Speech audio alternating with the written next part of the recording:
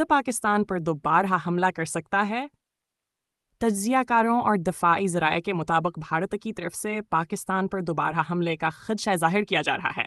موجودہ سیاسی ماحول اور بڑھتی ہوئی فوج سرگرمیوں نے خطے میں کشیدگی بڑھا دی ہے۔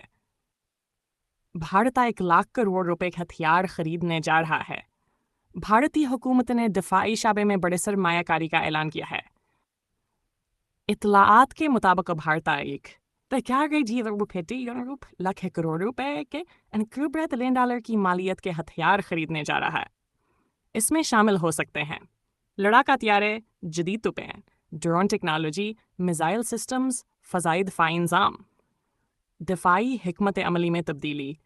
یہ ہتھیار نہ صرف پاکستان بلکہ چین کے ساتھ سرحدی تنازع کے تناظر میں بھی خریدے جا رہے ہیں۔